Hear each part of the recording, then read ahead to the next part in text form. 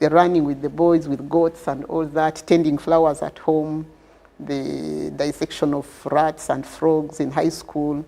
But the real experience that really ushered me into this field was those 3 months. In the forest? In the forest, under the support of WWF. When I was doing my coursework at Makerere University, I spent in Kibale National Park, Semuliki National Park. We traversed lots of forests, and to me, camped in tents with boys. So for me, cooking in like army camps, for me, that was one of the most exciting experiences that ushered me into this field, and I've never looked back. What I hear is that every small particle of your life, somehow, if it's a puzzle, every single piece played a factor. Yes. Starting with the boys, starting with the bath, where you stand in the bath line in your home, the boys at the top and the boys below you, and then what your mother, the role your mother gave you at home. Yeah. Now I start to believe that the saying that nothing happens by chance. True. Everything happens for a reason, because there is a reason why, even at a very young age, your mother made you tend to the flower garden. And after tending to the flower garden, now you're running around with the kids. Now, after running around with the kids, like everything in your life seems like it was geared towards one thing, conservation. Seriously, that's what I get from it. But now going back to your career, I would like for us to, I want to take you back to think of one experience, one notable experience in your career. And looking at that experience, I would like for you to tell me how that highlights the impact of women in animal conservation. Yeah, I will go back to actually where I ended. Those 3 months I spent in the rain, in a tent. The only source of light you have is a flashlight in the middle of Semuliki Forest National Park. The mosquitoes all over you. For me, really, that was it's sort of the highlight of my career that ushered me into what I am today. From a gender perspective, I recall when we were recruited on that master's program, there were 4 boys and we were 2 girls. On the night we were taken to the field, we arrived in Bundubujo. First of all, that road was still Maram and all that, and we went at night. So I did not see those deep valleys. Otherwise I would have screamed. But we arrived at night and we were taken to a camp. And the next day, the girl who was with me, she said, "I'm going back." I'm going back. And indeed, she went back. She went back. I stayed. So looking back where I am, and maybe, actually I don't know where she is, but looking back, to me, that was a very, I would call it was, in training they call it breaking the spirit. It sort of broke me down, and I grounded myself in this field, and I realized that it was going to be my long-time career, my long-time day-to-day life experience, and I have not looked back. But of course, it has come with a lot of challenges. And of course, speaking about challenges, but also what kind of challenges? Things. Yes, I know the interesting things are always there, but also the challenges are usually there. And I'm interested, first of all, in knowing some of the challenges you have experienced, especially as a woman in a leadership role in the sector. I think one of the biggest challenges we face as women, as you rightly put it at the beginning, is balancing our domestic roles with our career. Sometimes we have to choose between one over the other. For instance, in my case, I just found myself going on and on and on, pursuing my master's. I'm in research. I want to jump into management. And then before you know, you say, hey, by the way, I also need a family. So it's like you realize later, you said, oh my God, time is running, I need a family. And I hope you realized that early. It was a bit late. because for many career women today, when it was a bit late. It was a bit late. It was a bit late, but I'm still But okay. you were successful. Yes, I was successful. Thank God. Yeah, thank God. But it was a bit late. So, and then because of, then when I got into that, so now you are in management, but then you're beginning to have babies. Because sometimes what people do, early in life, after university, maybe as you're looking for jobs, or you're still in these junior jobs, you get married, you get kids. By the time you're 30, 32, you have maybe like 3, 4 kids. Now you can focus. Now you can focus on the job. On your career, But yes. at 33, 34, I was now beginning, but now I'm in these management jobs. I'm heading an office and I'm heading a team of people. And now you have to go for immunization. You have to go for immunization. There were those moments I would have to, and then I was managing a project which has a field office, and I was heading that office. And sometimes I would actually go with my baby in the field. That can't be easy. Yes, I used to go with my baby in the field, in a pickup. You are carrying all the bags, you're camping in the forest, you have your baby in the tent. So I used to call my baby biodiversity. In fact, my baby was being called biodiversity. That is the nickname by my team. He was called biodiversity because that time I was managing a biodiversity project, and I got that baby when I was managing that project. And this baby was always in the tents in the forest. How are you managing childcare in the forest, in a tent, with a baby, vis-a-vis your work? Sometimes it takes a lot of innovation, but also you need to make sure that you soften and even find ways of dealing with some of those challenges. For instance, many times I would have to move with my house help, my babysitter. Yes. We move together, but also make sure that that babysitter is well paid, is well motivated to be able to support you. To go live a life in the forest. To go live a life in the forest. And then if the opportunity is to travel out of the country and you can go with her, that was also a motivation. I did that a lot. Sometimes I would travel out of the country with my housemaid, my nanny, and then she would feel motivated. Oh my God, my boss has taken me outside countries. Oh, she had also secured me a passport. So for me, that was very helpful, that some of the innovative things I did, make sure that I comfortably play my role as a conservation leader, a manager, but at the same time, I'm able to fulfill my role as a mother. Okay, that's really interesting and very encouraging, because as mothers, they say that we need to normalize having help.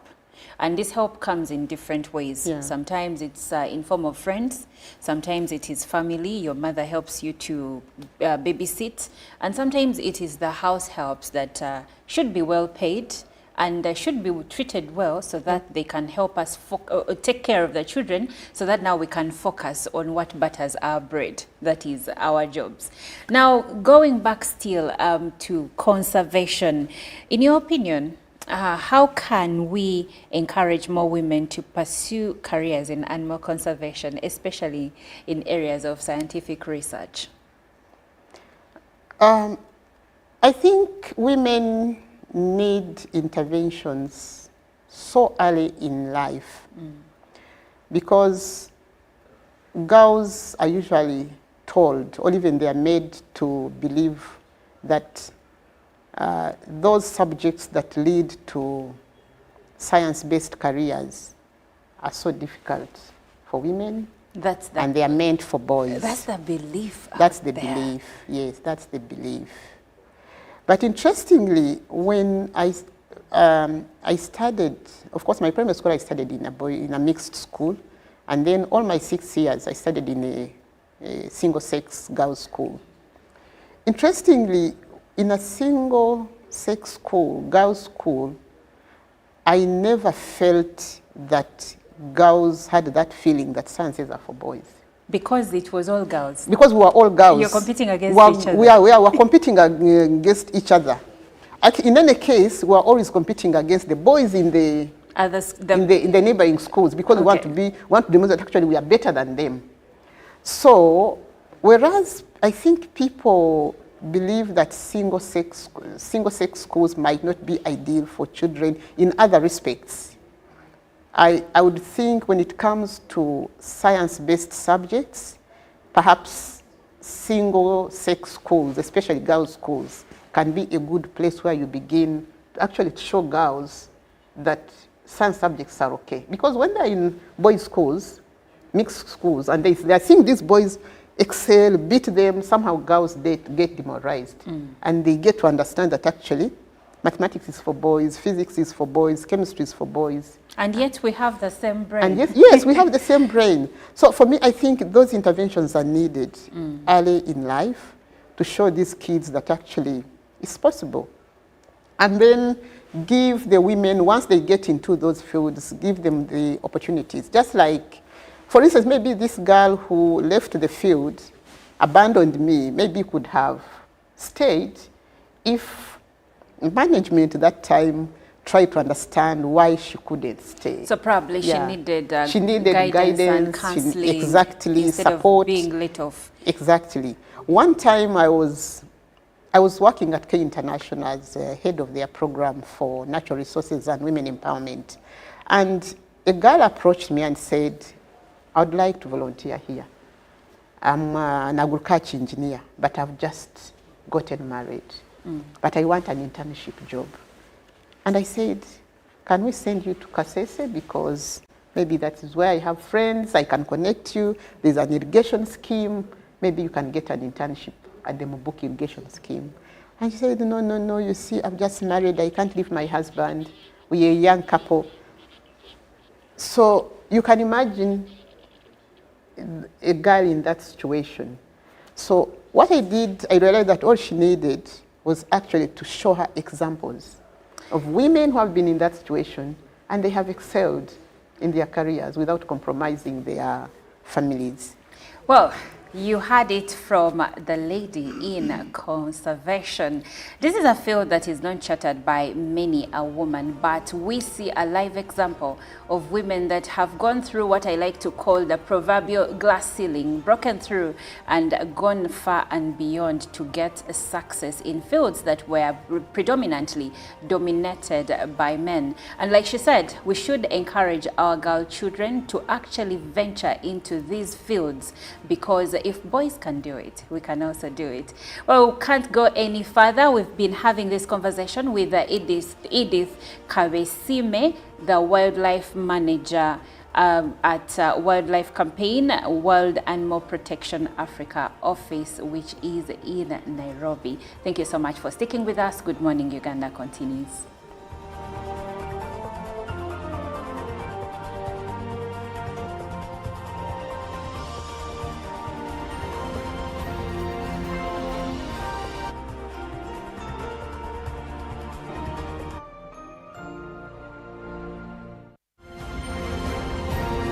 Live from UBC Studios in Kampala, this is Good Morning Uganda. Nyati Motion Pictures brings you Tuko Pamoja, a documentary film about our unity as Ugandans and Africans. Bunyoro would have simply created an East African community that we are looking for today. The rulers of Bunyoro are actually Luos. We people who live across the Nile, we are so related from our myth or from just the Nile. We are the same people, and genetically we are even the same people. We are similar people. We are one. Pamoja, we are one. Use that word, pamoja.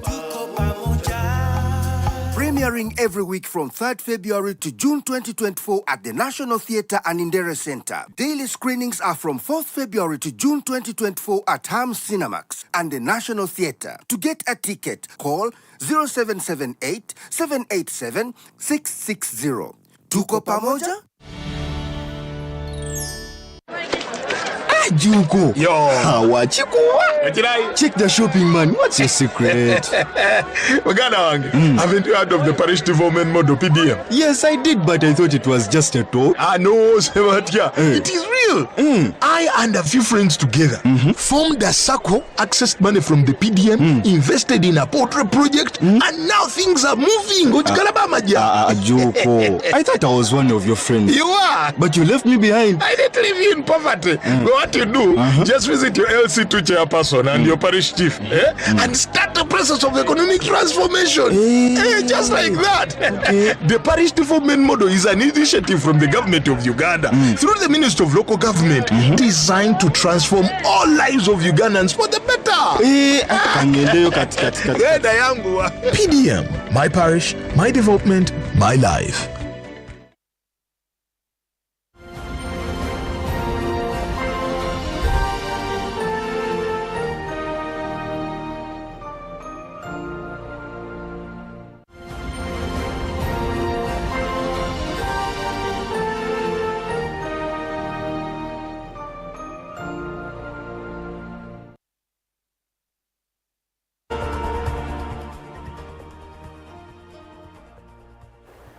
It is the Women's Month, Women's Week, and tomorrow, the Women's Day. This is a month where we feel special being women, like what other month can feel special. And especially this week when you know everywhere, that everyone is talking about women. Women are coming out to give out speeches, are hosted on different TV stations. Like, you know, you feel special just because you are a woman. And we celebrate every woman in whatever department that you're in, whether you're a career woman, whether you're a student, whether you're a stay-home mother, whether you're a single mother, like with whatever category you're in, but as long as you're a woman, we celebrate you and we love you so much. I am Irene Alenamisang, and this is the GME Tourism Express. I said where we talk about everything that is about Uganda's tourism, everything that concerns tourism. And this being the Women's Month and Women's Week, we are going to celebrate some of the influential women in tourism.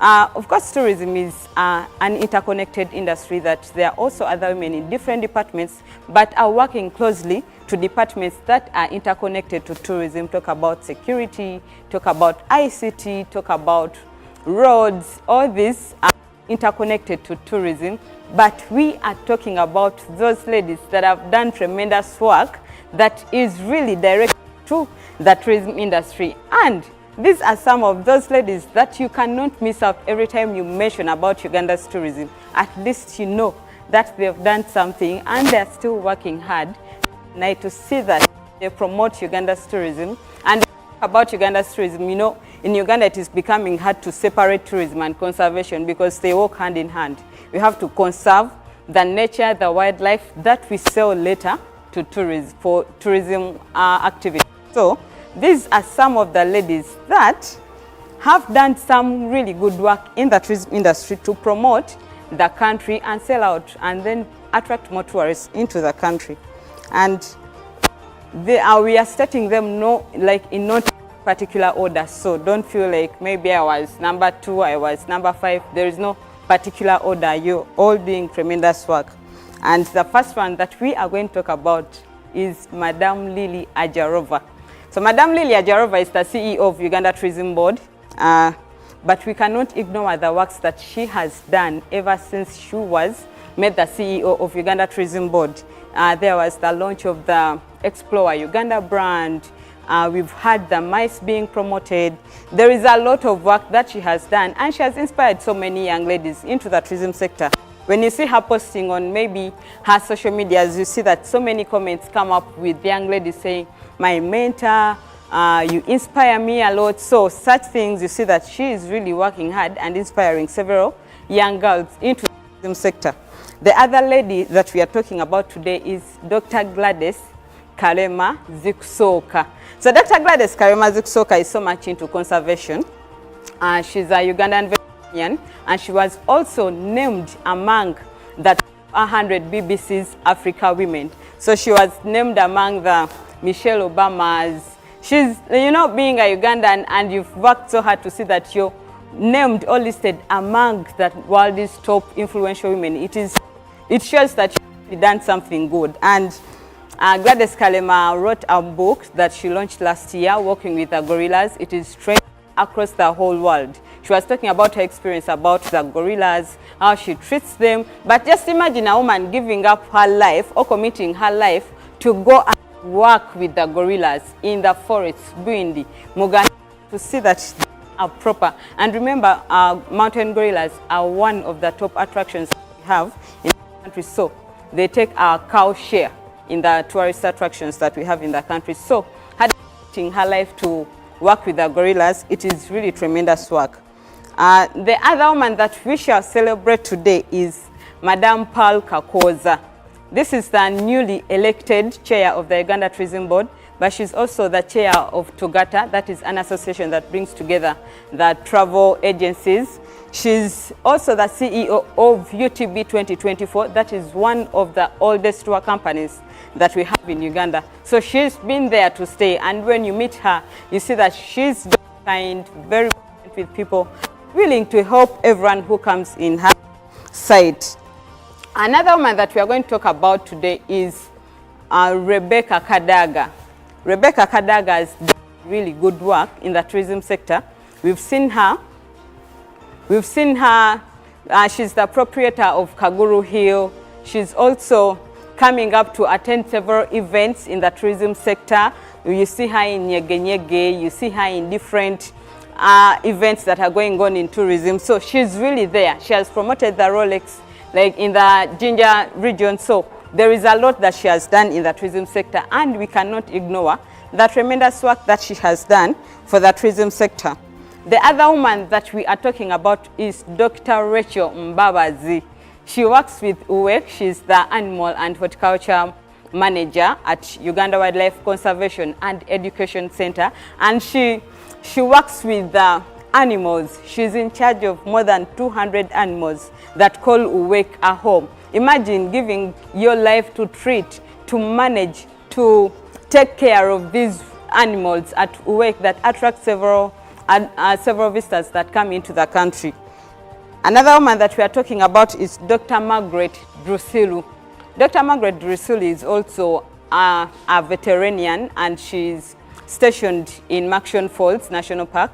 She works with Uganda Wildlife Authority, but she has been able to merge the technology to use it in conservation. So she does a lot of research about animals in the national parks. She was first in Queen Elizabeth National Park, then transferred to Makshon Falls National Park, but she's been there to use mobile phones, to use computers, to use the common technology to see that they do better research about the animals, but also to treat them. Imagine a lady in the forest treating a lion. That is amazing, and it shows us that really women are getting up to roles that we are usually known to men, and this is tremendous to see that we are having ladies that are coming up to do roles that we are commonly known to men. Another lady that we are going to talk about is Betty Anguchia. Betty Anguchia or Betty Angusia. So it is a C, I'm not sure of how they pronounce it, but it is Betty Anguchia. Betty Anguchia is a cook at Ngamba Island Chimpanzee Sanctuary. You would be wondering, why are we saying a cook at Ngamba? She has been here for more than 20 years. She says that she cannot leave that place because she was there when a chimp called Ikuru was brought in Ngamba Island. So she has watched Ikuru grow to more than 20 years. So she feels she has to be there because she has always been part of Ikuru's life. Ikuru has grown up together with her kids. So she feels she has to be there. But imagine, she cooks food for the chimp every day without getting tired. Every day from January to December, she's cooking food for the chimps. And here at Ngamba, you have more than 50 chimps that call Ngamba a home. And these chimps also attract several tourists into the country, but also wildlife conservation. If you dedicate your life to making meals for these chimps every day, it is amazing, and we celebrate you, Betty. Another woman is Olivia Nakalembe. This is a young woman. She's a young lady in the tourism sector, and she's a conservation journalist. She has won several awards for covering about conservation. So she's doing good work in terms of journalism in regards to tourism and conservation. Then another person is Sivi Tumusime. Sivi Tumusime is the chair of the Association of Uganda Tour Operators and also the CEO of Acacia Safaris, but she's doing very good work in coordinating together with other tour operators of the country. Remember, OTO, or Association of Uganda Tour Operators, is an association or umbrella body for all the tour operators in Uganda. So she's working hard to see that she coordinates together with other tour operators in the country, bidding for opportunities in private sector foundation Uganda, bidding for opportunities across Uganda and the world to see that tour operators have a better environment where they operate from so that they are able to promote Uganda's tourism, but also earn something from all their operations that they carry on. And the last one that we are going to talk about is Madam Sarah Kajingo. Madam Sarah Kajingo is the CEO of Soft Power Communications, but she's also an award winner for several awards at Ekula Tourism Awards. I think she scooped about 3 consecutive awards, being the media personality of the year of tourism, the tourism personality of the year. So she's doing great in reporting about tourism. Also, Soft Power Communications is reporting a lot. It's an online newspaper that reports about tourism. So we celebrate her. But among all, on top of all those ladies, there are also other ladies that are really doing amazing work that we cannot mention all of them here. Talk about the First Lady. Remember, the First Lady took all the First Ladies of His Excellencies that came in for the NAM Summit to Uwek. That was contribution to the tourism sector. Who knows, maybe they would come back, bring back their family into the country and tour the different attractions that we have in the country, but also other people that are doing. Young ladies have come up, but these people in the leadership positions inspire us. They show us that it is really possible for a young woman to come up and take up leadership positions and show the world that it is really possible for a lady to do roles that we are commonly known to men. And for the travel tip today, it is still quite simple. Young woman, if you love it, go for it. As long as you have the passion for it, you will definitely achieve it. Thank you so much. I am Irene Alena Misango, Uganda Uncovered, and coming up is Joram Paul with the business update.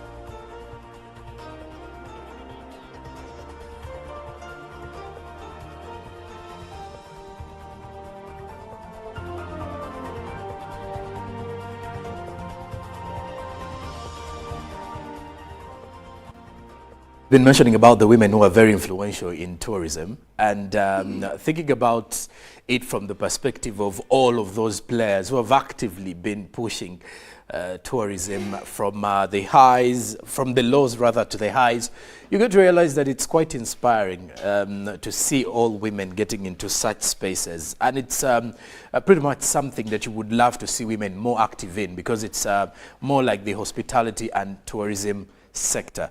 But well, besides that, you get to also realize we have quite a number of women in the side of business that are making strides every other day. But well, it is time for us to check into the world of business to see what is making headlines from there. I am Joram Paul Sonko, and many thanks for sticking around. And kicking it off with President Museveni, who has warned European Union governments on mixing politics with business, saying this is a barrier for trade.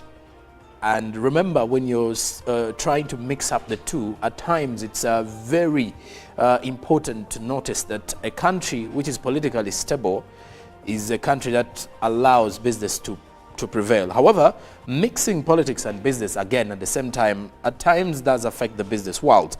And President Museveni was officially launching the third European Union and Uganda Business Summit at the Speak Resort in Munyonyo, where he launched 8 projects worth 200 million euros. The projects launched by the president include the Green and Decent Jobs for Youth, We Work. Then there is also advancing respect for business and human rights in Uganda.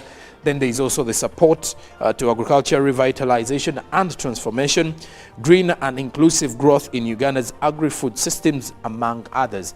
And well, also the focus is boosting female borrowers and micro-enterprises in rural areas.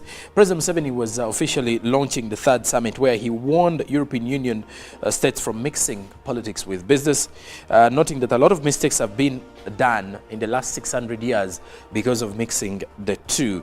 And the president also cautioned entrepreneurs, especially Ugandan entrepreneurs, on the three elements responsible for business to thrive, which he highlighted as production, consumers' ability to pay, and then the infrastructure, which allows everything to continue. Infrastructure can go way beyond the roads and buildings, but also when you also look at the networking infrastructure, or let's say internet infrastructure, the digital gadgets, how good are you with using such gadgets? These are some of the things the president did put out there during the summit.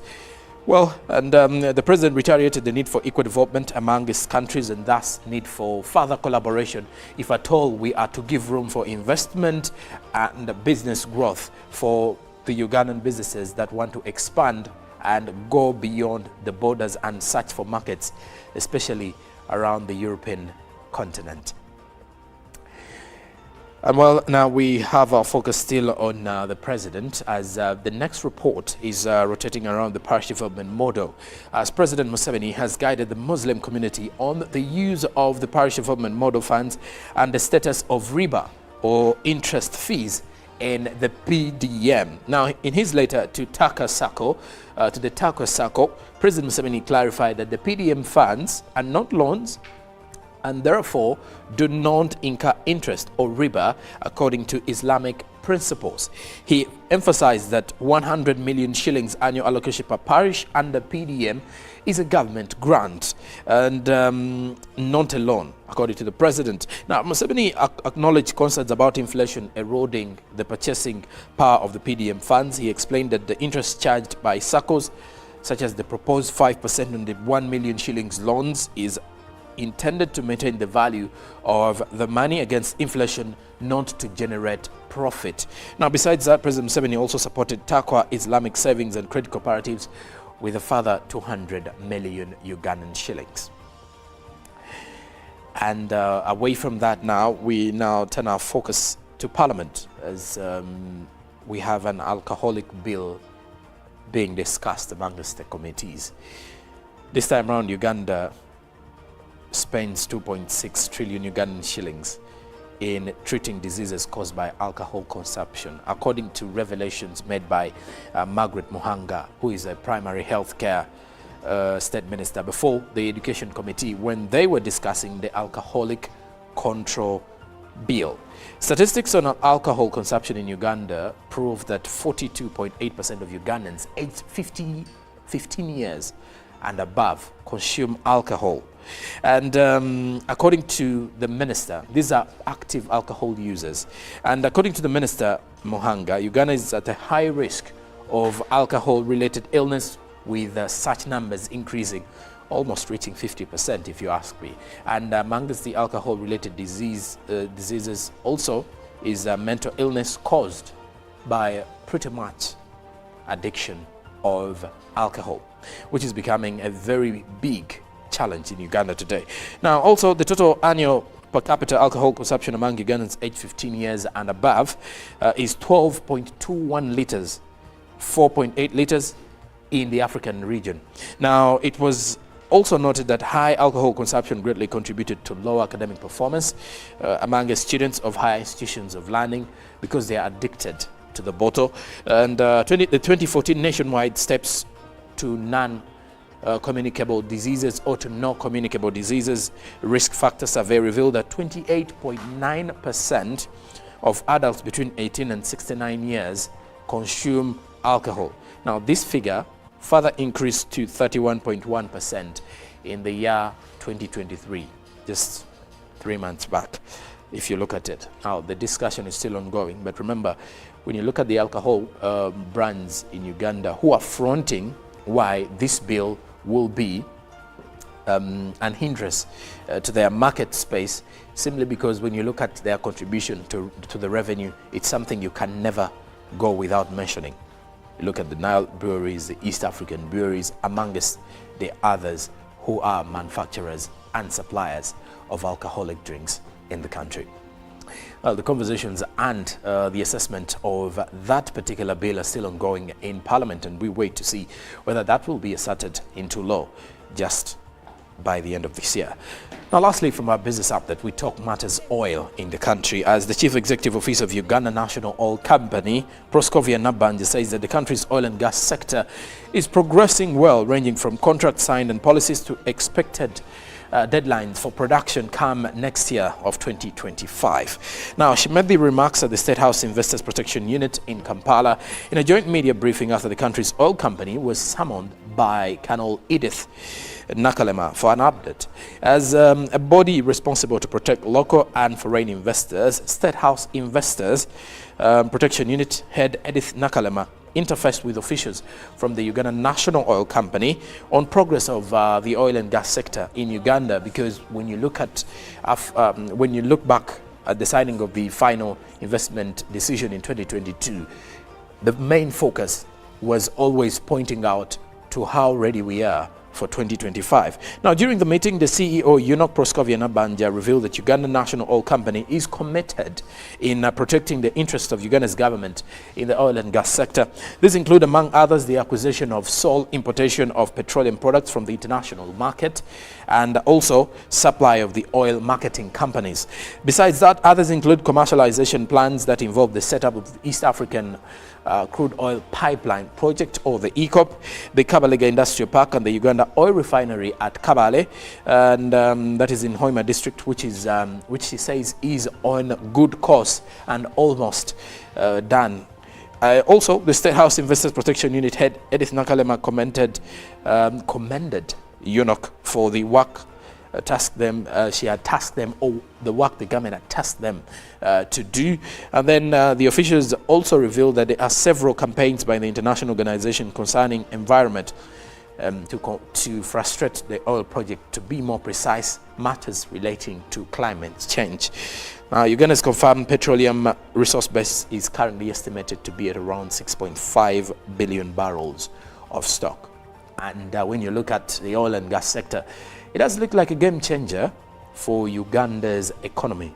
And looking further for Vision 2040, you want to believe this would be a kickstarter for dreams becoming reality.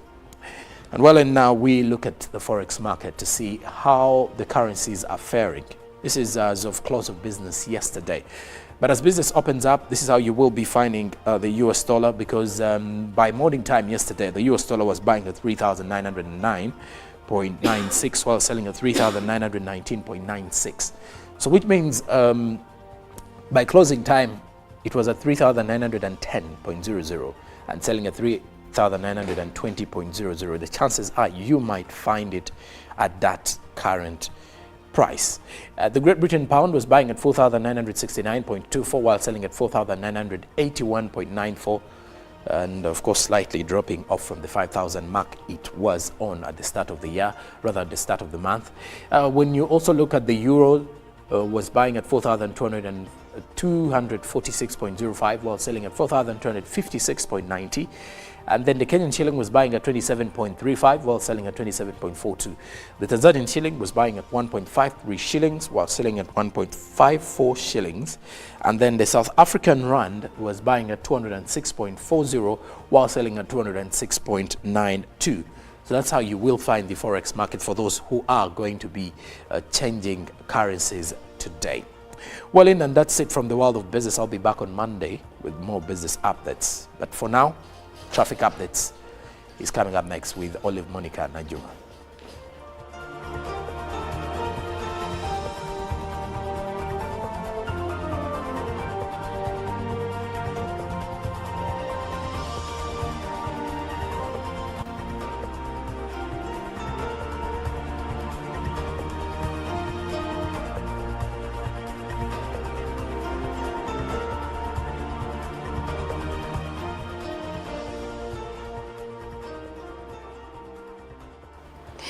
Well, it is a beautiful Thursday morning, the 7th of March 2024, just a day before we commemorate the International Women's Day tomorrow. We will be joining the entire world to recognize the strength of women and also the efforts that have been put in place to include women in different facets of life, be it leadership, industry, and many others. Well, my name is Olive Monica Najuma, and I like to speak as a woman that has been included. But today we are going to speak about being included in the traffic updates here on Good Morning Uganda, and we will take it up from the Tuko roundabout, which brings you to areas like Chira Road and also to areas like Makere Hill Road. We have started here, but we'll look at how the roads that are coming to town are panning out.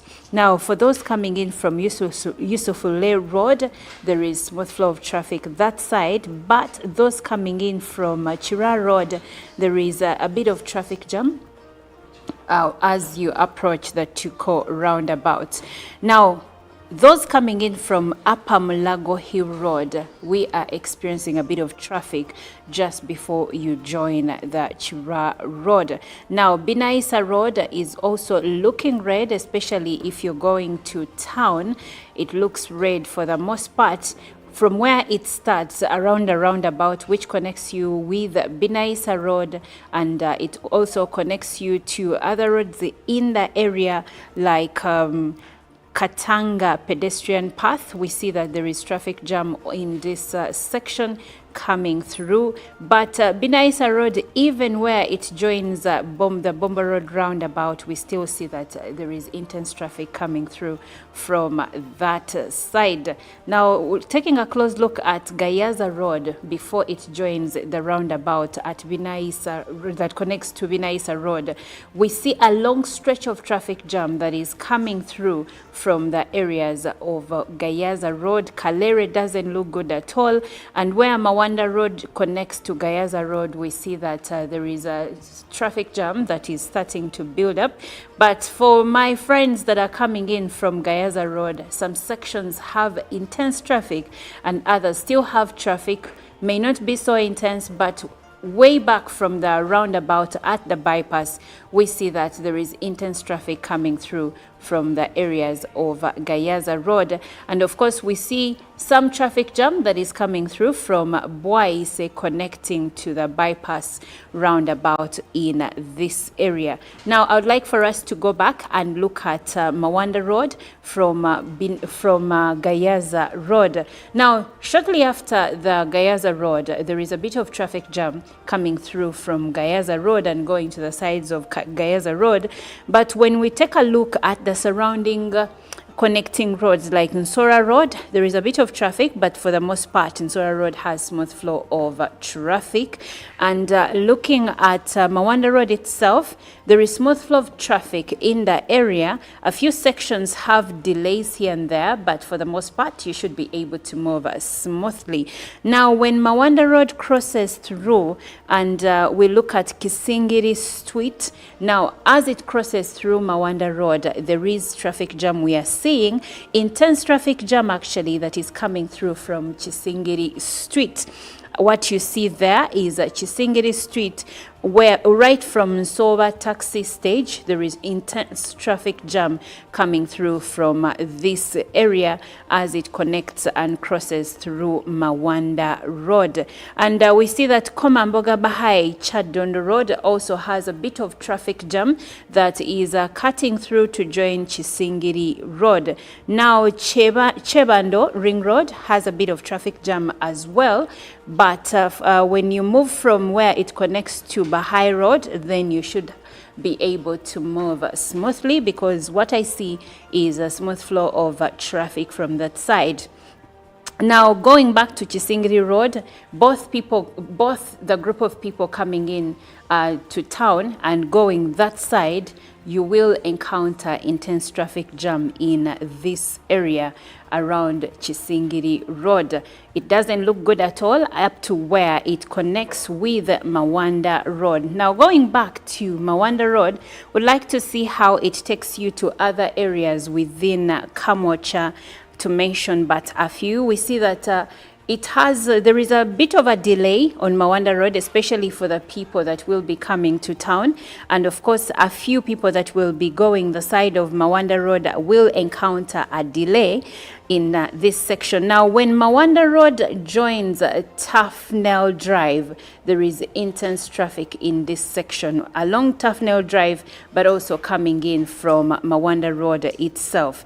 But the good news is that after you have joined Tufnell Drive, you should be able to join Chira Road in a smooth way, because here we do not see any traffic jam.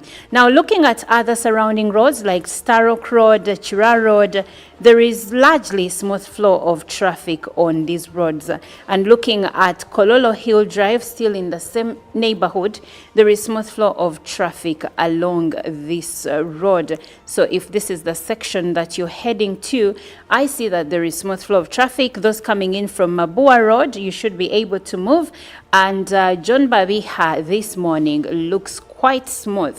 There is smooth flow of traffic, at least from Chira Road as you join John Babiha Road. And going forward with it still, we see that it has smooth flow of traffic pretty much everywhere.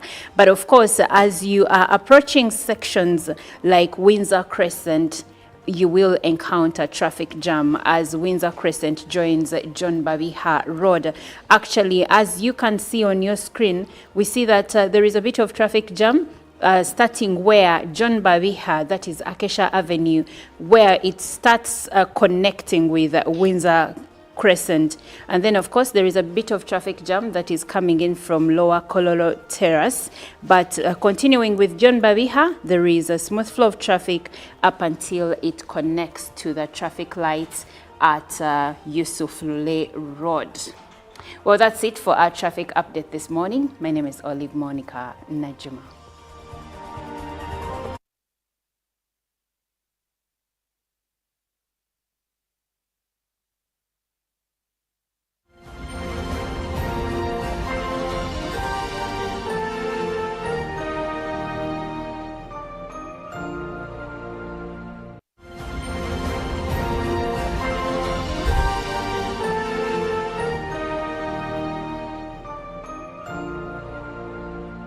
Pick of the day on UBC.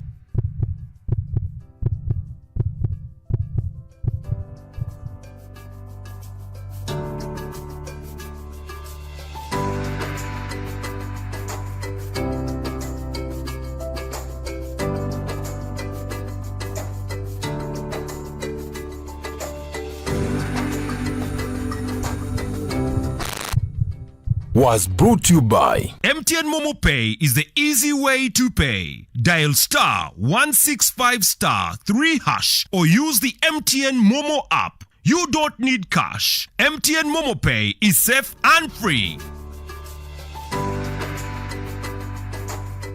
Nyati Motion Pictures brings you Tuko Pamoja, a documentary film about our unity as Ugandans and Africans.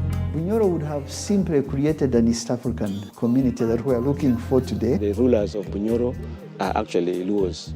We people who live across the Nile, we are so related from our myth or from just the Nile. We are the same people, and genetically we are even the same people. We are similar people. We are one. Pamoja, we are one. Use that word pamoja. Premiering every week from 3rd February to June 2024 at the National Theatre and Indere Center. Daily screenings are from 4th February to June 2024 at Ham Cinemax and the National Theatre. To get a ticket, call 0778 787 660. Tuko pamoja? Juko. Yo. Hawachikuwa. Check the shopping, man. What's your secret? Uganda wange, haven't you heard of the parish development model PDM? Yes, I did, but I thought it was just a talk. No, Sebatia. It is real. I and a few friends together formed a circle, accessed money from the PDM, invested in a portrait project, and now things are moving. Juko. I thought I was one of your friends. You are. But you left me behind. I didn't leave you in poverty. What you do, just visit your LC2 chairperson and your parish chief and start the process of economic transformation. Just like that. The parish development model is an initiative from the government of Uganda through the Ministry of Local Government designed to transform all lives of Ugandans for the better. PDM, my parish, my development, my life. The cardinal role of a government is maintaining law and order, safeguarding citizens' rights and providing essential public goods and services. Throughout its tenure, the government has consistently upheld these principles. This foundation creates an environment conducive to delivering crucial social services to citizens through diverse approaches such as taxation, strategic budgeting, and effective policy implementation. A transformative education system, advancing healthcare provisions, enhancing social welfare, and propelling infrastructure growth, all of which continue to evolve daily to cater to the population's expectations. Supported by a meticulously organized network of ministries, government remains committed to serving its citizens. Coming soon on your public broadcaster, The Front Bench, your interface with the government every Monday at 8:30 p.m. with Joram Paul Sonko, only on your public broadcaster, UBC, inspiring Uganda. Live from UBC Studios in Kampala, this is Good Morning Uganda.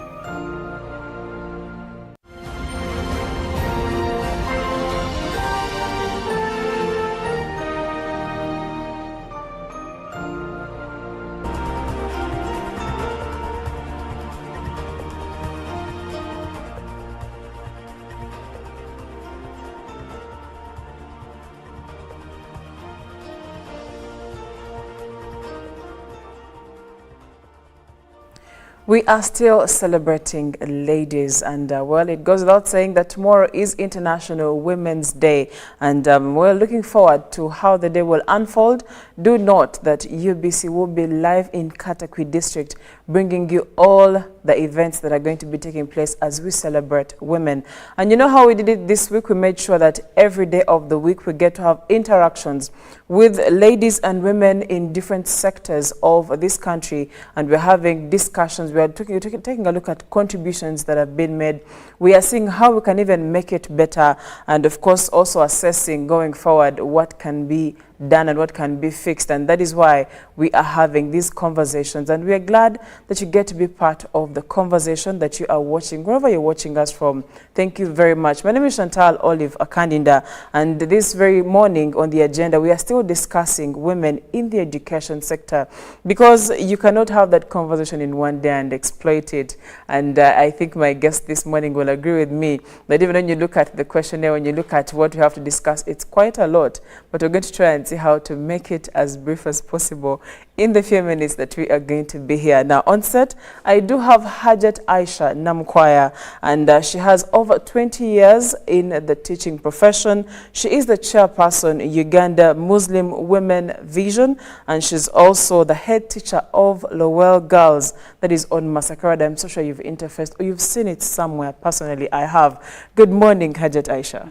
Good morning. Thank you for being a part of the conversation this morning, and thank you for waking up early. But it should be in your system by now as a head teacher. Please. As a head teacher, you usually don't get up at the same time as some of the teachers that have a lesson at 10 and they are working in at 9.